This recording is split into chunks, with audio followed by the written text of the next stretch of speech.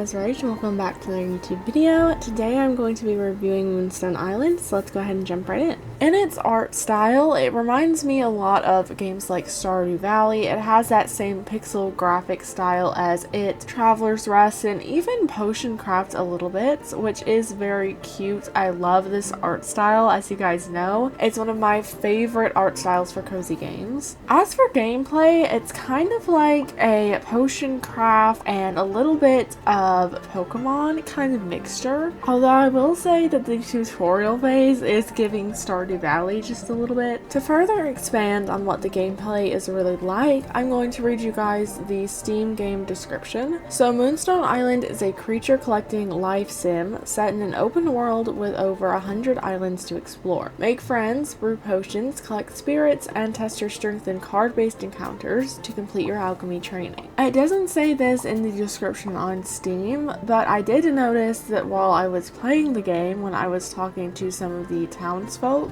that there was a flirt option and ask out on date option, so it does look like romance does play a part in this game once you start progressing through the gameplay itself, which is really interesting because a lot of farming games don't really do that, except for maybe Stardew Valley, and I really like that aspect of Stardew, so I think it's really fun that it was included in Moonstone Island. As for the tutorial portion of the game, I would rate it a 4 out of 5 tutorial. It wasn't terribly long, which is nice since I really wanted to get straight into the gameplay, but it wasn't the most explanatory tutorial I've ever done.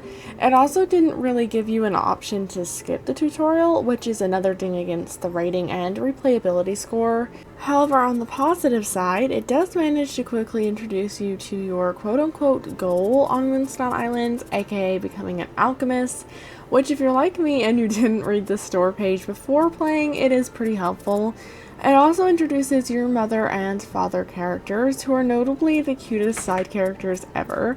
Your father even sends you on your way with some tools, and your mother sends you some seeds, which I accidentally did lose some of them before sending you off. They also give you a pendant and by effect your first spirit, which is pretty important for the game. I will say that the intro in between the tutorial and the regular gameplay is a little long for my taste, especially when it comes to replayability, but it is cute the first time around. When you first land on your island, it's late and you pretty much immediately pass out. The time of pass out, by the way, is 2 AM for future reference, which just happens to be the same as Stardew, which is nice if you play both games, which is really nice because I know when I go a long time without playing a game, since I play a lot of different games that have different pass out times, and when I come back to one of the games, I'm always a little bit confused on what time this game had for pass out. So it's nice to know that this has the same pass out time as Stardew, since I play that one a bit more frequently, because I should always be able to remember to be inside the house by 2 o'clock. One thing I forgot to mention about the tutorial section is when your father gives you your mother's old medallion. So your mother's old medallion necklace can have anywhere from 1 to 3 spirits inside of it at a time, and any other spirits that you have to be kept in a spirit barn or sent to what they call spirit storage on the wiki. After your father gives you your mother's old medallion, he tells you that you need to pick out your first spirit from the 3 spirits that they have tamed. So when you enter into the medallion, you're faced with 3 tamed spirits. One of them is the Ancleo, which has the earth element, and its name is Bad Temper. Its effect is that it automatically gains 1 rage every 3 turns, and its wild origin is an egg, which I guess you find on one of the islands, but I'm not really sure. I guess we'll see. And then the other 2 options, which one of the ones was the one that I chose, which is what we're going to talk about next, which was the Capachibi. Its element was electric, and its name is Recharge. Its effect is that the first time that it falls to 0 HP, its HP is restored to 10. So if you don't choose this one, you can find it on the Electric Island. And then the final adorable little spirit you could choose from is of course the Shmeep, which element is fire. Its name is Hot to the Touch, and anytime the Shmeep takes fire damage, it applies burn equal to its power to a random enemy. If you didn't choose the Shmeep when you were given the medallion, you can find it on the Fire Island according to the wiki. Spirits are a big part of Moonstone Island though, as they make up a good portion of the gameplay. Even in the tutorial phase, your father has you duel with another spirit nearby so that you can practice practice the dueling aspect of the game. So basically what you have to do is you and your spirit are fighting a random spirit to either tame it or get it to go away. If it's like a boss, then you can't really tame the spirit, but you can defeat it, so to speak. So this part of the gameplay is very similar to what I've seen people play Pokemon. You try to use your cards to defeat the other spirit with its HP and shields, and then you try to also use some of your cards, I think, to protect your spirit from HP attacks and shield attacks as well, because obviously if you run out of HP on your spirit, unless it's the catch baby, then you will run out of HP overall and lose the fight, which isn't going to be good. Obviously, I haven't gotten much gameplay with spirit fights yet because I haven't played that much, but I do think that there are some videos about the best way to handle these fights on YouTube, so maybe consider looking those up if you're a little confused about it. And I'm going to try to get more into this gameplay, so I might even release a tutorial on it myself, but we'll have to see. So after you complete the tutorial, your mother does allow you to stay and look around a little bit on the island, but there's not really much to see, to be honest. I did look around just to make sure that there wasn't anything that you guys would miss, but to be honest, you can just tell your mom that you're ready to leave right away and get straight into the cutscene, so that then after the cutscene is over, you can actually start playing the game. So after you crash your broom onto Moonstone Island, you have just a tiny bit of time before you pass out, like I talked about earlier, to gather a few things that you dropped, and then you're going to pass out, and you're found by the first villager that you meet. The first villager you meet is Asano. I believe I mispronounced that, but I'm not sure. The owner of the tavern, and she lets you stay with her after she finds you passed out. She's really sweet and shares my original partner spirit of the Capuchibi, which I probably also mispronounced, which may be a fun little coincidence, or it may have something to do with the fact that I did pick that to be my spirit. I don't really know. I'm also pretty sure she's already offered me a quest to do as well, which is good because you guys know I love getting a little guided direction in my cozy games, and there's something about having quests right off the bat that just really speaks to my brain. I also met another villager inside the tavern named Gianna, I think, who according to the wiki is a herbalist, which is pretty cool. I've never had a herbalist NPC before, I don't think. Speaking of villagers, one really fun thing I discovered in the gameplay was the dialogue options. So this is one major difference between Moonstone Island and other games, is that it actually gives you dialogue options when you're talking to people. So when you talk to people, you have a couple of dialogue options, including chat, joke, and flirt. Each one has a different chance of working, and based off of my interactions, different NPCs respond to different dialogue options better. I don't know if that's true or not, because like I said, I haven't got to play a lot of the game yet, but it does seem like some of them have better chances for like jokes going over. So that is something you guys need to be aware of. I haven't had good luck with the dialogue options, to be honest, but it does certainly add a bit of realism to the game and a little extra challenge when you're trying to first get your hearts up with people, and I really do like that. I think it's a fun little aspect of the game. So after you wake up and meet all the villagers in the tavern, when you head outside, you get your first bits of mail. So your mom has already written you a little letter and given you the recipe for a balloon, which she says you can use to travel between islands, but she also said that your father only used bridges to get around when he was a new alchemist, so I'm assuming you can use either one. The balloon recipe was a little expensive, I'm not gonna lie. I'm starting to see why our dad character only used bridges when he first started out, because low-key it was a bit expensive, honestly. And then you have two other pieces of mail when you get over to the mailbox, one of which is just kind of a boring little letter from the Mailco company, which is just basically alerting you to the fact that you're going to get mail somewhat regularly in your new mailbox. And then the other letter that is of somewhat interest is from the Alchemist Guild. So apparently you are in the Alchemist Guild as well.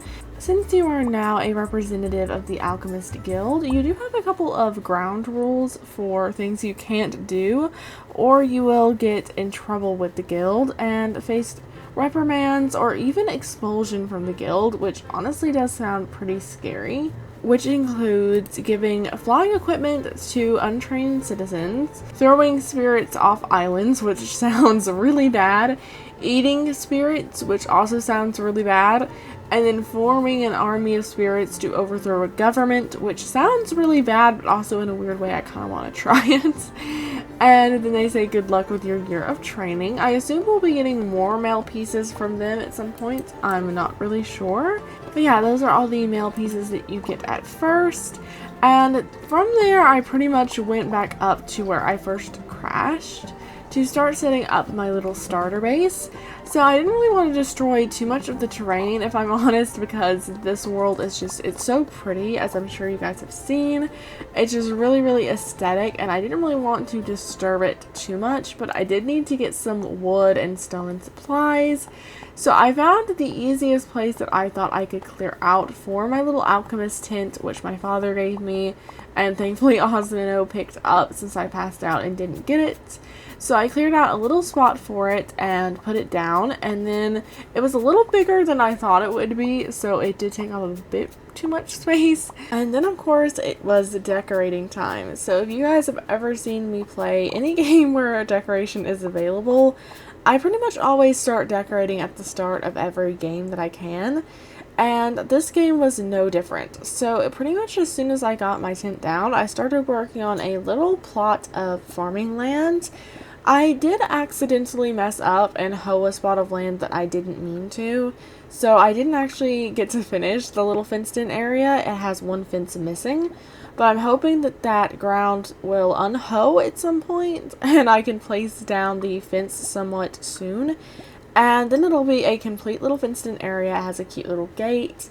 And I did go ahead and put some pathways down just because I couldn't help myself. I had to get myself some pathways and make it a little bit more decorated because you guys know I'm obsessed with decoration. And then also I just wanted to test what the game looked like when you actually started to decorate, but I knew that I didn't have the time or really the supplies to start heavily decorating.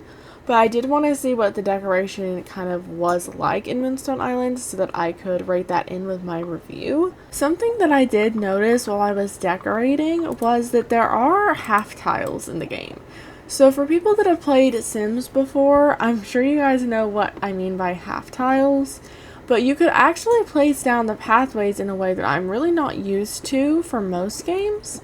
Like, you could actually place down the pathways on top of each other and, like, kind of overlap them. And if you weren't careful, you could actually place down the first plank of, like, pathway. And then you could accidentally place down another pathway kind of, like, halfway on top of it. Which meant that instead of covering the full tile like it should, it only covered a half tile. Which I thought was actually really interesting because for some designs, of course, you are going to need half tile placements. Actually had half tile placements because most games don't. I mean, even Sims doesn't have half tile placements, which is a big problem. But I thought it was kind of cool that Moonstone Island actually does have half tile placements, and I just thought I should mention that for my big decorator fans like me. And then also I thought I should mention that I was able to put the gate down on top of the spot where I had a pathway, because I kind of thought that I wouldn't be able to do that, and so I just thought I would mention that real fast before we jump into the review. As for my review of Moonstone Island, I've got to say this game surprised me in a lot of ways, mostly positive. When I saw its store page, I thought it was probably just another Stardew Valley knockoff. I think it was a really good game to stand on its own merits. Like, it didn't really feel like it was a Stardew Valley knockoff. Like, playing it, it felt like very much its own original game. And although there were striking similarities between it and Stardew, it did still feel like its own game. And for that, I've got to give it props. I gotta say, the replayability score did go down because of that long intro scene you couldn't skip, and the tutorial that you also couldn't skip. And then, of course, for my character customizing little hearts, I do regret that when I played it, there was no character customization. I did write online on the Reddit thread that one of the devs did say in the Discord that they were planning on trying to add character customization at some point, but that they just haven't gotten around to it yet. So that is something to look forward to if you do end up buying Moonstone Island. And honestly, I've got to say, I do recommend that you get it if you like cozy games like Stardew, Luma Island, that sort of thing, even Pokemon, then I think you will enjoy Moonstone Island, and I've got to give it at least a 4 out of 5. I would give it a 5 out of 5, but no character customization and not being able to skip that tutorial really did it in for me. But I will say it is as close to a 5 out of 5 as you can get without being one. And yeah, that's about it. I do recommend you join the Moonstone Island Discord if you want to get frequent updates about it, because I couldn't really find any like roadmap online. But yeah, that's about it for today's video. Comment any games you would like to see me review in the future, and special shout out to someone else please for giving me this game for free to test out. And I will see you guys in the next one. Bye bye!